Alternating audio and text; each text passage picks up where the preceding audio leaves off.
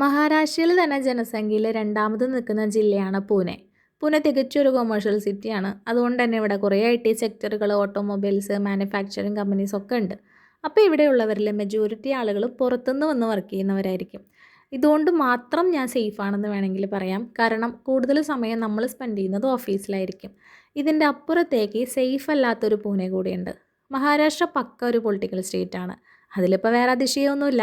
എന്നൊരു ഒബ്സെൻസ് ബിഹേവിയറാണ് ഇവിടുത്തെ പൊളിറ്റിക്സിനെന്നാണ് എനിക്ക് തോന്നിയിട്ടുള്ളത്. ഇവിടെ ജാതിക്കും മതത്തിനും വലിയ പ്രാധാന്യമുണ്ട്. കഴിഞ്ഞ വീക്കിൽ പൂനെയിലുണ്ടായ സംഭവം നിങ്ങൾ കുറച്ച് പേരെങ്കിലും അറിഞ്ഞു കാണും. ശനിവാർവാഡ ഹെറിറ്റേജിൽ നിസ്കരിച്ച 3 സ്ത്രീകളുടെ ന്യൂസ്.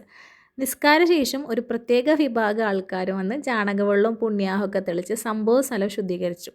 എൻ്റെ സ്ഥലത്തുനിന്ന് വെറും 11 കിലോമീറ്റർ മാത്രമേ ശനിവാർവാഡ ഹെറിറ്റേജിലേക്കുള്ളൂ. ഈ വക പ്രവൃത്തികളൊക്കെ പൂനെയിൽ സ്ഥിരമാണ്. ഇതിൽ നിന്ന് മനസ്സിലാക്കാം ഇവിടെയുള്ളവരുടെ ഒരു എഡ്യൂക്കേഷൻ ലെവൽ. സോ കുറേയൊക്കെ പ്രതികരിക്കാതിരിക്കാനും നോർത്തിൽ നിന്ന് അറിയാതെ നമ്മൾ പഠിച്ചു പോകും. എന്നിട്ടും ഞാൻ എന്തിനാ ഇവിടെ വർക്ക് ചെയ്യുന്നത് എന്ന് ചോദിച്ചാൽ ഇവിടുത്തെ ജോലിയാണ്. പൂനെയിലെ മറ്റ് ജോബ് ഓപ്പർച്യൂണിറ്റീസ് വീഡിയോ ആയിട്ട് പുതിയ വീഡിയോയിൽ കാണാം. അപ്പോൾ ഓക്കെ, ടാറ്റാ, ബൈ ബൈ.